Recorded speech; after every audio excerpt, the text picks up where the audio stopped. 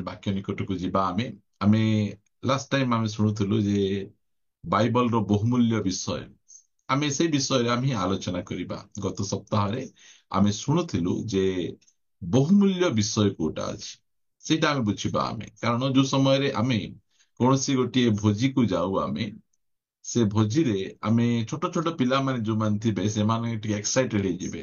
ମା ଗୁପଚୁପ ଅଛି କି ସେ ଭୋଜିରେ, ସେମାନଙ୍କର ପ୍ରଥମ ପ୍ରଶ୍ନ ଗୁପଚୁପ ଅଛି, ଆଇସ୍କ୍ରିମ ଅଛି, ସେଇଟା ଖାଇବା ପାଇଁ ଯାଆନ୍ତି।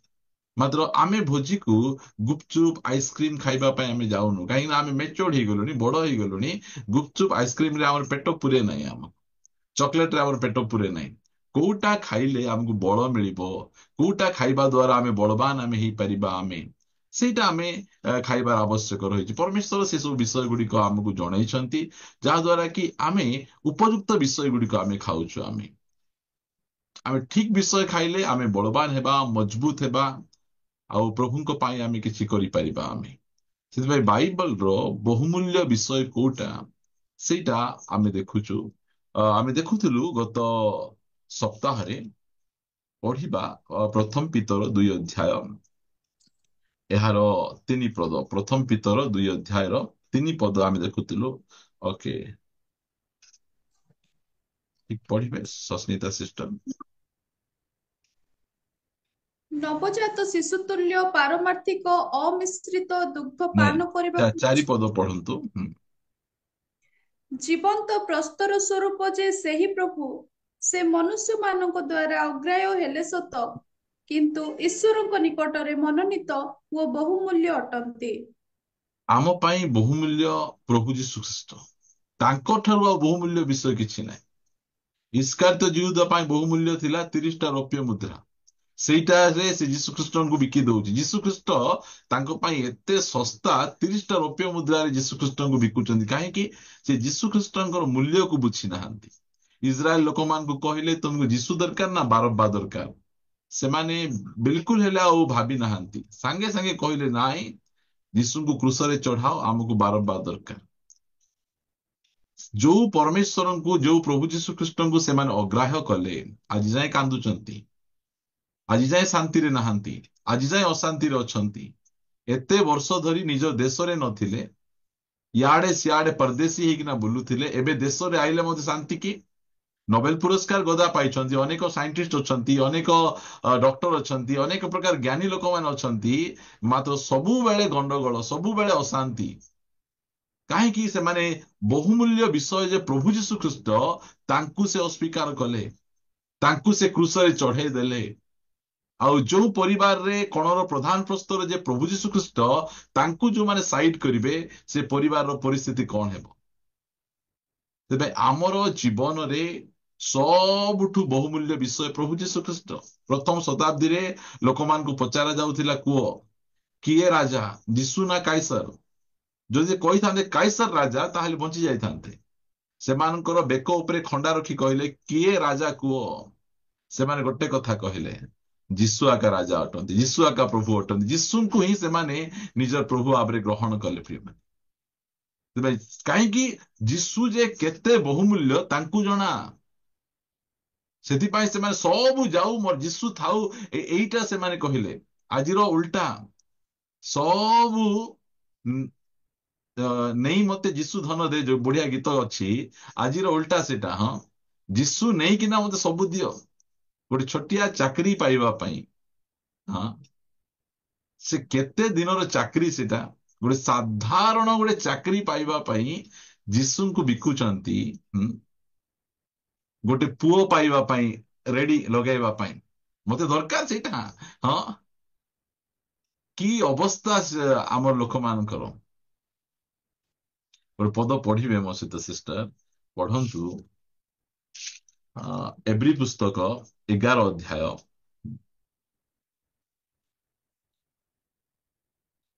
24 ପଦ ପଢ। ବିଶ୍ୱାସ ଦ୍ୱାରା ମୋଶା ବୟସ ପ୍ରାପ୍ତ ହେଲା ଉତ୍ତାରେ ହାରଙ୍କର କନ୍ୟାଙ୍କ ପୁତ୍ର ବୋଲି ଖ୍ୟାତ ହେବାକୁ ନାସ୍ତି କଲେ। ନାସ୍ତି ବୋଲେ ନାଇଁ ବୋଲେ କହିଲେ, ମତେ ଫାରଙ୍କର କନ୍ୟାର ପୁତ୍ର ହେବାର ନାହିଁ ବୋଲେ ଜଗତର ସବୁଠାରୁ ଉଚ୍ଚ ପଦ ସେଇଟା। ଯୋଉ ପଦ ପାଇବା ପାଇଁ ଆଜି ଲୋକମାନେ ସବୁ ଛାଡିବା ପାଇଁ ପଛଘୁଞ୍ଚା, କାହାକୁ ହତ୍ୟା କରିବା ପାଇଁ, ମିଛ କହିବା ପାଇଁ, ଠକିବା ପାଇଁ, ଗୋଟେ ଉଚ୍ଚ ପଦ ପାଇବା ପାଇଁ। ମାତ୍ର ମୋ ଭାଷାରେ କହିବାକୁ ଗଲେ ମଶା ଲାତ ମାରିଦେଲେ ଦରକାର ନାହିଁ ଏ ପଦ, ମତେ ଏଇ ସମ୍ମାନ ଦରକାର ନାହିଁ, ମତେ ଯୀଶୁ ଆକା ଦରକାର, ମତେ ପ୍ରଭୁ ଆକା ଦରକାର। ଦେଖନ୍ତୁ ଏତେ ଉଚ୍ଚ ପଦକୁ ମଶା ଚିହ୍ନିଥିଲେ, ସେଥିପାଇଁ ସେମାନେ ସେ ସବୁ ଯାକକୁ ଲାତ ମାରିଦେଲେ। ଦରକାର ନାହିଁ ଏ ସବୁ ଯାକ ଏଇଟା, କାରଣ ଯୀଶୁ ଖ୍ରୀଷ୍ଟଙ୍କର ଭ୍ୟାଲ୍ୟୁ ସେମାନଙ୍କୁ ଜଣା, ସେମାନଙ୍କୁ। ଆମେ ଯୀଶୁ ଖ୍ରୀଷ୍ଟଙ୍କର ଭ୍ୟାଲ୍ୟୁ ଜାଣିଛୁ ଆମେ। ସେଥିପାଇଁ ଏଇ ଯୋଉ 4ଟା ଅଧେ ସମୟରେ ଆମେ ଜୁମ ରେ ଆସୁ, ଏଇଟା ଶୋଇବା ସମୟ, ଏଇଟା ମସ୍ତ କି ଏଇଟା ଗୋଟେ ବଢିଆ ନିଦ ନେବାର ସମୟ। ତା ପଛେ 5ଟା ଅଧେରେ ଉଠିକିନା ଚା ଅଛି ବୋଲି ପଚାରିକିନା ଟିକେ ଚା ପିଇବା ସମୟ। ମାତ୍ର ଏଇ ସମୟରେ ଆମେ ଆସୁଛୁ। ଆମେ କାହିଁକି ଆସୁଛୁ ପ୍ରିୟମାନେ? ଯେଉଁ ସମୟରେ ଆମେ ପାପରେ ଥିଲୁ, ଯୋଉ ସମୟରେ ଆମେ ହତାଶରେ ଥିଲୁ, ନିରାଶରେ ଥିଲୁ, ସେଇ ସମୟରେ ବନ୍ଧୁବାନ୍ଧବ ଆସିଲେ ନାହିଁ, ସେଇ ସମୟରେ ଆମର ଟଙ୍କା ଆସିଲା ନାହିଁ, ସେଇ ସମୟରେ ଆମକୁ ହ୍ୱାଟ୍ସଆପ୍ ଫେସବୁକ୍ ଆଇଲେ ନାହିଁ, ସେଇ ସମୟରେ ଆମକୁ ଉଦ୍ଧାର କରିବା ପାଇଁ ଆମ ଯୀଶୁ ଆସିଲେ। ସେଥିପାଇଁ ଆମେ ଯୀଶୁ ଖ୍ରୀଷ୍ଟଙ୍କୁ ଆମ ଜୀବନରେ ଆମେ ଟପରେ ଆମେ ରଖିଛୁ। ଆମେ ଆମେ ଯୀଶୁ ଖ୍ରୀଷ୍ଟଙ୍କୁ ଆମେ ଜାଣିଛୁ, ଚିହ୍ନିଛୁ। ଆମେ ଯୀଶୁ ଖ୍ରୀଷ୍ଟ ଆମ ପାଇଁ ଯେ କେତେ ବହୁମୂଲ୍ୟ ଏଇଟା ଆମେ ବୁଝୁଛୁ। ଆମେ ସେଥିପାଇଁ ଆମେ ସବୁ ନେଇଯାଅ, ମାତ୍ର ଆମକୁ ଯୀଶୁ ଦିଅ, କାହିଁକି ଯୀଶୁଙ୍କର ମୂଲ୍ୟ ଆମେ ବୁଝିଛୁ। ଆମେ ପ୍ରଭୁଙ୍କର ସ୍ତୁତି ହେଉ। ସେଥିପାଇଁ ସେ ଈଶ୍ୱରଙ୍କ ଦୃଷ୍ଟିରେ ପ୍ରଭୁ ଯୀଶୁ ଖ୍ରୀଷ୍ଟ ବହୁମୂଲ୍ୟ ଅଟନ୍ତି। ଆଉ ଆମ ଦୃଷ୍ଟିରେ କେମିତି, ଆମ ପାଇଁ କେମିତି? ଲାଉଦିକିଆର ମଣ୍ଡଳୀର ଲୋକମାନେ ଯୀଶୁ ଖ୍ରୀଷ୍ଟଙ୍କୁ କବାଟ ବାହାରେ କାଢିକିନା ସାମୋ ସେହେଲ ଚାରୋ ପେହେଲ ଗୀତ ଗାଉଛନ୍ତି। ହଁ, ହଁ, ମେରେ ୟେଶୁ କି ଆରାଧନା। ଯୀଶୁ ଅଛନ୍ତି ବାହାରେ, ଭିତରେ ଚାଲିଛି ସାମୋ ସେହେର ଚାରୋ ପେହେର। ୟେଶୁ, କେତେ ଦୁଃଖର ବିଷୟ ଏଇଟା ଯାକ, ବୁଝନ୍ତୁ ପ୍ରିୟମାନେ। ଯୋଉ ପରମେଶ୍ୱରଙ୍କର ସ୍ତୁତି ଆରାଧନା କରୁଛନ୍ତି, ସେ ପରମେଶ୍ୱର କବାଟ ବାହାରେ ରଖିକି ଠକ୍ ଠକ୍ ଠକ୍ ଠକ୍ ମାରୁଛନ୍ତି, କହୁଛନ୍ତି ଯୀଶୁ ତୁମକୁ ଦରକାର ନାହିଁ, ଆମେ, ଆମ ପାଖରେ ସବୁ କିଛି ଅଛି। ପ୍ରଭୁଙ୍କର ସ୍ତୁତି ହଉ ଯେ ପରମେଶ୍ୱର ଆମକୁ ଯୀଶୁଙ୍କର ମୂଲ୍ୟକୁ ବୁଝାଇଛନ୍ତି, ଯାହା ଦ୍ୱାରା କି ଆମେ ସାମୋ ସେହେର ଚାରୋ ପେହେର କୁହନ୍ତୁ, ସନ୍ଧ୍ୟାରେ କୁହନ୍ତୁ, ରାତିରେ କୁହନ୍ତୁ, ସକାଳେ କୁହନ୍ତୁ, ସବୁବେଳେ ରେଡି, ସବୁବେଳେ ରେଡି। ମୁଁ ଯେତେବେଳେ ପଞ୍ଚଳାରୁ ଫେରିକିନା, ଲକ୍ଷ୍ମୀପୁରରୁ ଫେରିକିନା ମୁଁ ଯେତେବେଳେ କୋରାପୁଟ ଆସୁଥିଲି, ସେତେବେଳେ ସନ୍ଧ୍ୟା 6ଟା ଅଧେ ଏମିତି ହେବ, ମୋର ଆକ୍ସିଡେଣ୍ଟ ପଞ୍ଚଳାରେ ହେଇଗଲା। ସ୍କୁଟିରେ ଏକଲା ଆସୁଥିଲି, ଆକ୍ସିଡେଣ୍ଟ ହେଇଗଲା, ମୃତ ଅବସ୍ଥାରେ ପଡିଥିଲି। ସେଇ ସମୟରେ ମୋ ମା ବାପା କେହି ମତେ ଉଦ୍ଧାର କରିବା ପାଇଁ ଆସିଲେନି, କାହିଁ ଜାଣିନାହାନ୍ତି। ମୋର ଫୋନ ଭାଙ୍ଗି ଯାଇଛି, ମୁଁ କାହାକୁ କଣ୍ଟାକ୍ଟ କରିପାରୁନାହିଁ, ମୃତ ଅବସ୍ଥାରେ ମେନ୍ ରୋଡରେ ପଡିଥିଲି, କିଏ ଉଠେଇଲେ ନାହିଁ। ମତେ ଯୀଶୁ ଉଠେଇଲେ, ମୋ ଯୀଶୁ ରକ୍ଷା କଲେ, ତାଙ୍କ ଦୂତ ପଠେଇ ମତେ ସାହାଯ୍ୟ କଲେ। ଆଉ କାହା ପାଇଁ ବଞ୍ଚିବୁ ଆମେ? ଆଉ କାହା ପାଇଁ ବଞ୍ଚିବୁ ଆମେ? ଯୀଶୁ ଆମ ପାଇଁ ସବୁ କିଛି। ସବୁ ଜାଗାରେ ମା ନଥିବେ, ସବୁ ଜାଗାରେ ବାପା ନଥିବେ, ସବୁ ଜାଗାରେ ଧନ ନଥିବ, ବନ୍ଧୁବାନ୍ଧବ ନଥିବେ, ମାତ୍ର ସବୁ ଜାଗାରେ ଆମର ପ୍ରଭୁ ଥିବେ। ସେ ସବୁ ଜାଗାରେ ଥିବା ପରମେଶ୍ୱର ସେ ଅଟନ୍ତି। ସେଇ ପରମେଶ୍ୱରଙ୍କୁ ବହୁମୂଲ୍ୟ, ପ୍ରେସିୟସ୍, ସବୁ ଯାଉ, ଜୀବନ ମଧ୍ୟ ଯାଉ, ଯୀଶୁଙ୍କ ଠାରେ ଆମର ସେ ବିଶ୍ୱାସ ସ୍ଥିର ରହୁ। ପ୍ରଭୁଙ୍କର ସ୍ତୁତି ହଉ। ଆମର ଜୀବନ ଶୈଳୀ ସେମିତି, କାରଣ ଆମେ ଯୀଶୁଙ୍କର ମୂଲ୍ୟକୁ ଆମେ ବୁଝିଛୁ। ମୁଁ ଆଜି ଆପଣଙ୍କୁ ଦ୍ୱିତୀୟ ବହୁମୂଲ୍ୟ ବିଷୟ କହିବା ପାଇଁ ଚାହେଁ। ମୋ ସହିତ ଆପଣମାନେ ଦ୍ୱିତୀୟ ପିତର ଖୋଲିବେ, ଦ୍ୱିତୀୟ ପିତର 1 ଅଧ୍ୟାୟ ପଢିବା, 3 ପଦ 4 ପଦ, ଏ ଦିଟା ପଦ ପଢିବା ଟିକେ। ଯେ ଆପଣା ଗୌରବ ଓ ସଦ୍ଗୁଣରେ ଆମ୍ଭମାନଙ୍କୁ ଆହ୍ୱାନ କରିଅଛନ୍ତି, ତାହାଙ୍କ ବିଷୟକ ଜ୍ଞାନ ଦ୍ୱାରା ତାହାଙ୍କ ଐଶ୍ୱରିକ ଶକ୍ତି ଆମ୍ଭମାନଙ୍କୁ ଜୀବନ ଓ ଧର୍ମପରାୟଣତା ନିମନ୍ତେ ସମସ୍ତ ଆବଶ୍ୟକୀୟ ବିଷୟ ଦାନ କରିଅଛି। ତ ହୁଁ। ଦ୍ୱାରା ସେ ଆମ୍ଭମାନଙ୍କୁ ବହୁମୂଲ୍ୟ ଓ ଅତି ମହତ୍ ପ୍ରତିଜ୍ଞାମାନ ଦାନ କରିଅଛନ୍ତି, ଯେପରି ସେଇ ସବୁ ଦ୍ୱାରା ତୁମେମାନେ କୁ ଅଭିଳାଷରୁ ଜାତ ଯେଉଁ ବିନାଶ ଜଗତରେ ଅଛି, ସେଥିରୁ ରକ୍ଷା ପାଇ ଐଶ୍ୱରିକ ସ୍ୱଭାବର ସହଭାଗୀ ହୁଅ। ଏଠି ଆଉ ଗୋଟେ ବହୁମୂଲ୍ୟ ବିଷୟ ଦେଖୁଛୁ ଆମେ। ଦେଖାଯାଉଛି ତଦ୍ୱାରା ସେ ଆମ୍ଭମାନଙ୍କୁ ବହୁମୂଲ୍ୟ, ଶସ୍ତାଟା ନାହିଁ, ବହୁମୂଲ୍ୟ ଓ ଅତି ମହତ୍ ପ୍ରତିଜ୍ଞା ମାନ ଦାନ କରିଛନ୍ତି। ପରମେଶ୍ୱର ଏଇ ଯୋଉ ବାଇବଲ ଆମକୁ ଦେଇଛନ୍ତି, ଏ ବାଇବଲ ଗୋଟେ ସାଧାରଣ ପୁସ୍ତକ ନାହିଁ। ଏଇ ପୁସ୍ତକରେ ପରମେଶ୍ୱର ବହୁମୂଲ୍ୟ ପ୍ରତିଜ୍ଞା ଗୁଡିକ ଦେଇଛନ୍ତି। ମୁଁ ପ୍ରତିଜ୍ଞା ଗୁଡିକ କେମିତି ଦେଖେ? ଗୋଟେ ଚେକ୍, କୌଣସି ବ୍ୟକ୍ତି ଯଦି ଆମକୁ ଗୋଟେ ଚେକ୍ ଦେଲା, ଏଇଟା 10,000 ଟଙ୍କାର ଚେକ୍, ହଁ, ଦାନ୍ତ ନଥିଲେ ମିଶା ହସ ଲାଗିବ ଆମକୁ, କେତେ ଖୁସି ଲାଗିବ ଆମକୁ। ୱାହା, 10,000 ର ଚେକ୍। ହଁ, ଯଦି କହିବେ ଏଇଟା ହଉଛି ନାଇଁ ଏଇଟା ହଉଛି 1 ଲାଖ ର ଚେକ୍ ବୋଲି କହିଲେ ତ ଡ୍ୟାନ୍ସ ଷ୍ଟାର୍ଟ ହେଇଯିବ। ୱାଓ, କିଏ କି ନାଚ ଆମର ହେବ। ସେମିତି ପରମେଶ୍ୱର ଆମକୁ ବହୁମୂଲ୍ୟ ଚେକ୍ ଯାକ ଦେଇଛନ୍ତି, ପ୍ରତିଜ୍ଞା ଗୁଡିକ ଦେଇଛନ୍ତି। ଆଉ କଣ ଆମେ ସେ ପ୍ରତିଜ୍ଞାକୁ ଆମେ ଜାଣିନୁ। ଆମେ ଥରେ କଣ ହେଇଛି, ଜଣେ ଅ ବୁଢୀ ମାଙ୍କର ପୁଅ ସେ ବିଦେଶରେ ଅଛନ୍ତି। ଆଉ ବିଦେଶରେ ରହିବା ସମୟରେ ମାଙ୍କର ଗୋଟେ ପୁରୁଣା ଘର, ଗୋଟେ ଝୋପଡି କୁଡିଆ ଟାଇପ ର ଘର। ଆଉ ସେ ପ୍ରତିବର୍ଷ ତାଙ୍କୁ ଗୋଟେ ଚିଠି ପଠାନ୍ତି, ଗୋଟେ ମନି ଅର୍ଡର ପଠାନ୍ତି। ଆଉ ସେଇ ମା ସେଇ ମନି ଅର୍ଡରକୁ ଧରିବେ ଆଉ ରଖିଦେବେ, ଧରିବେ ରଖିଦେବେ, ଧରିବେ ରଖିଦେବେ। ଆଉ ବହୁତ ରାଗି ଯାଉଥିବେ, ଏତେ ପଇସା ଖର୍ଚ୍ଚ କରି ମୋ ପୁଅକୁ ବିଦେଶକୁ ପଠେଇଲି, ସେ ଏତେ ଟଙ୍କା କମଉଛି, ମୁଁ ଏଠି ଗୋଟେ ସାଧାରଣ କୁଡିଆ ଘରେ ଅଛି, ମାତ୍ର ମୋ ପାଇଁ ସେ କିଛି କରୁନାହିଁ, କିଛି କରୁନାହିଁ। କିଛି ଦିନ ଗଲା ପରେ ପୁଅ ଆସିଲେ। ପୁଅ ଆସିବାକୁ ମାଙ୍କର ରାଗ, ହଁ, ଆମ ଭାଷାରେ କଣ କଣ ରାଗ ହୁଏ। କୁଳାଙ୍ଗର ପରି ଜନ୍ମ ହେଇଛୁ, ଲାଜ ଟିକେ ଲାଗୁନାହିଁ। ଏତେ ପରିଶ୍ରମ କରି ପଢେଇଛି, ତତେ ପାଠ ପଢେଇକିନା ଚାକିରି କରୁଛୁ, କିଛି ପଇସା ପଠଉନୁ। ଦେଖିଲା ବେଳେ ସେ ପଇସା ପଠଉନି, ପ୍ରତି ମାସ ତ ପଠଉଥିଲି, କଣ ପଠଉଥିଲୁ ଦେଖେ। ସେ କଣ କରିଛି, ସେଇ ଯୋଉ ଚେକ୍ ଯାକ ଦେଇଥିଲେ ସେ ଚେକ୍ ରେ ଅଠା ଲଗେଇ କାନ୍ଥରେ ସବୁ ଯାକ ଗୋଟେ ଗୋଟେ ଗୋଟେ ଲଗେଇଛି ସେ। ଆଉ ସେ ମାକୁ କଣ ଦରକାର, ଏଇ ଚେକ୍ ଟାକୁ ନେଇକିନା ବ୍ୟାଙ୍କରେ ଦେଲେ ପଇସା ମିଳିବ, ତାଙ୍କୁ କିଛି ଜଣା ନାହିଁ। ଆଜି ଅନେକ ଖ୍ରୀଷ୍ଟିଆନ ମାନଙ୍କର ମଧ୍ୟ ସେଇ ପ୍ରକାର ପରମେଶ୍ୱର ଯୋଉ ପ୍ରମିସ ଗୁଡିକ ଆମକୁ ଦେଇଛନ୍ତି, ଖାଲି କାନ୍ଥରେ ଏକା ଟଙ୍ଗେଇକିନା ରଖିଛନ୍ତି, ମାତ୍ର ତାକୁ କେସ୍ କରୁନାହାନ୍ତି। ସେଥିପାଇଁ ଲେଖାଯାଏ ଯେ ପିତର କହୁଛନ୍ତି ପରମେଶ୍ୱର ଆମକୁ ବହୁମୂଲ୍ୟ ପ୍ରତିଜ୍ଞା ଦେଇଛନ୍ତି। ଗୋଟେ ସାଧାରଣ ମଶା ଯେମିତି ପ୍ରତିଜ୍ଞା ଦେଲେ ଓ ସେଇ ପ୍ରକାର ପ୍ରତିଜ୍ଞା ଦେଇନାହାନ୍ତି। ଆମ ଖ୍ରୀଷ୍ଟ ଯୋଉ ପ୍ରକାର ବହୁମୂଲ୍ୟ ପ୍ରତିଜ୍ଞା ଗୁଡିକ ଦେଇଛନ୍ତି, ସେଇ ପ୍ରତିଜ୍ଞା ଗୁଡିକ ଦେଇଛନ୍ତି ପ୍ରିୟମାନେ। ଆଉ ଏଇ ଯୋଉ ପ୍ରତିଜ୍ଞା ଗୁଡିକକୁ ଗୋଟେ ଖ୍ରୀଷ୍ଟିଆନ ଯଦି ଜାଣିବ, ତାହେଲେ ତାର ଜୀବନ ଏତେ ସହଜ ହେଇଯିବ, ଏତେ ସହଜ ହେଇଯିବ। ଗୋଟେ ପଦ ପଢିବେ ମୋ ସହିତ, ଦ୍ୱିତୀୟ କରନ୍ତୀୟ ପୁସ୍ତକ, ଦ୍ୱିତୀୟ କରନ୍ତୀୟ 1 ଅଧ୍ୟାୟର 20 ପଦ ପଢିବେ।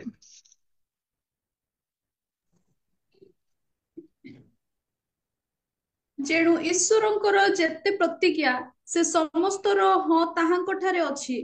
ସେଥିସକାଶେ ମଧ୍ୟ ତାହାଙ୍କ ଦ୍ୱାରା ଈଶ୍ୱରଙ୍କ ଗୌରବ ଉଦ୍ଦେଶ୍ୟରେ ଆମ୍ଭେମାନେ ଆମେନ୍ କହିଥାଉ। କହିଥାଉ। ଯେତିକି ଯାକ ପ୍ରତିଜ୍ଞା ଈଶ୍ୱର କରିଛନ୍ତି, ସେଇଟାର ହଁ ଯୀଶୁ ଖ୍ରୀଷ୍ଟଙ୍କ ଠାରେ ଅଛି। ଯୀଶୁ ଖ୍ରୀଷ୍ଟଙ୍କୁ ଛାଡିଦେଲେ କୌଣସି ପ୍ରତିଜ୍ଞା ଆମେ ପାଇପାରିବା ନାହିଁ। ପ୍ରତ୍ୟେକ ପ୍ରତିଜ୍ଞାକୁ ସେ ଯୀଶୁ ଖ୍ରୀଷ୍ଟଙ୍କ ଠାରେ ରଖିଛନ୍ତି। ସେଥିପାଇଁ ଆମର କାମ କଣ, ସେ ପ୍ରତିଜ୍ଞାକୁ ଆମେ ଆମେନ୍ କହିବାର ଅଛି, ଆମେନ୍ କହିବାର ଅଛି। ଆମେ ବହୁତ ବିଷୟ ଗୁଡିକକୁ ଆମେନ୍ କହୁ। ତୁମ ଲଟରୀ ଫୁଟିଯିବ, ଆମେନ୍ ଆମେ କହିଦଉ। ତୁମ ଗୋଟେ ପୁଅ ହେଇଯିବ, ଆମେ ଆମେନ୍ କହିଦଉ। ମାତ୍ର ପ୍ରତିଜ୍ଞା ଗୁଡିକ ହେଲା ବେଳେ ଆମେ ବୁଝୁନୁ ଆମେ ସେ ପ୍ରତିଜ୍ଞା ଗୁଡିକ।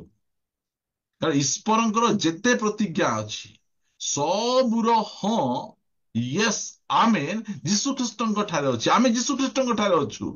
ଆଉ ସେଇ ପ୍ରତିଜ୍ଞା ଗୁଡିକର ଆମେ ଅଧିକାରୀ। ଦୁନିଆ ଲୋକ ପାଇଁ ସେ ପ୍ରତିଜ୍ଞା ନାହିଁ, ଆମ ପାଇଁ ସେ ପ୍ରତିଜ୍ଞା ସେ ରଖିଛନ୍ତି।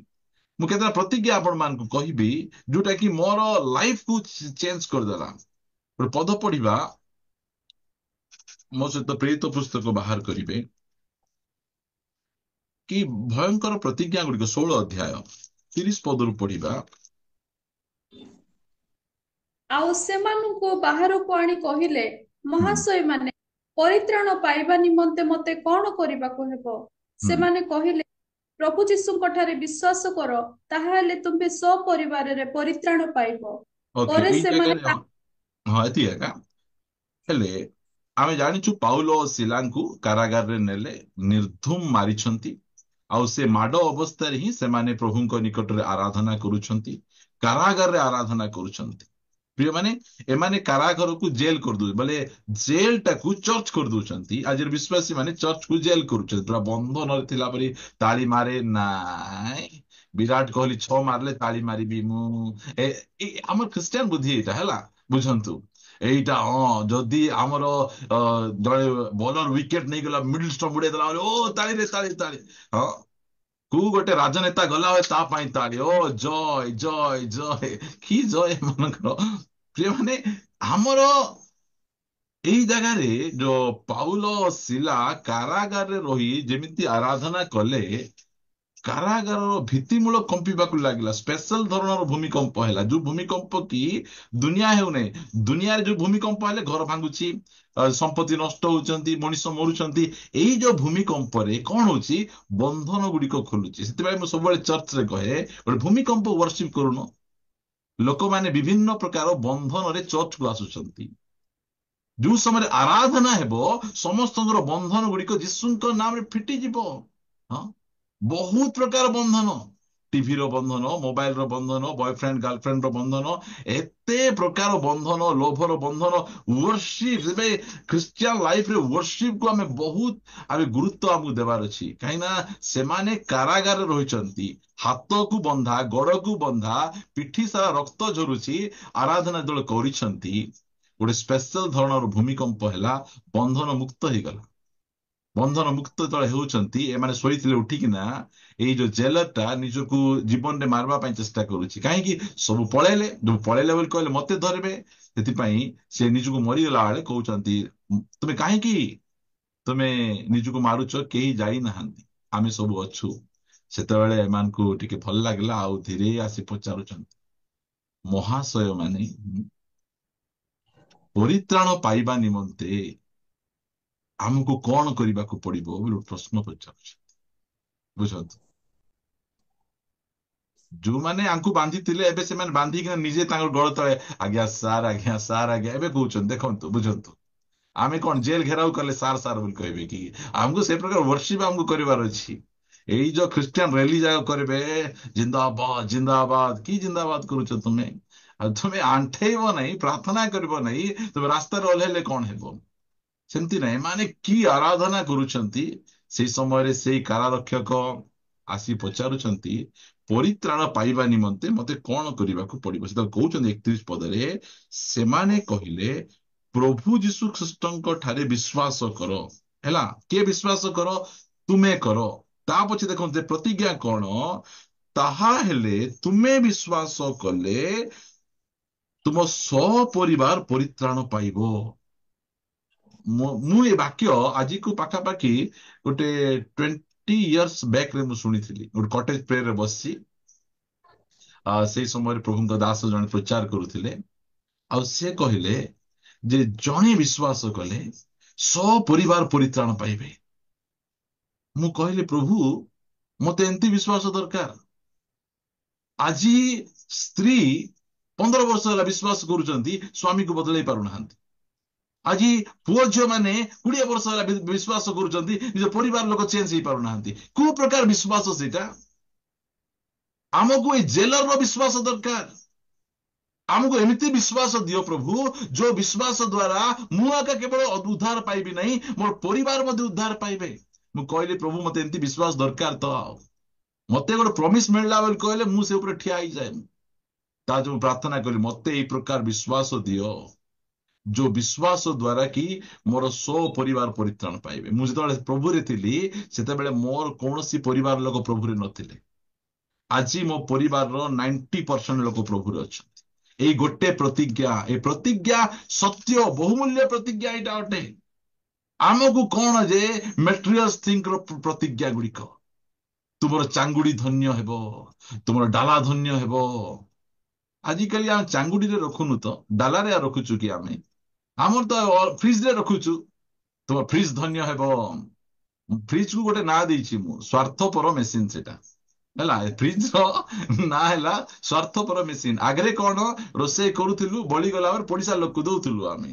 ଏବେ ନାଇଁ, କଣ କରାହବ, ସେ ସ୍ୱାର୍ଥପର ମେସିନ ରେ ରଖାଯିବ। ଆଉ ଥରେ ସକାଳେ ଗରମ କରି ଖିଆଯିବ।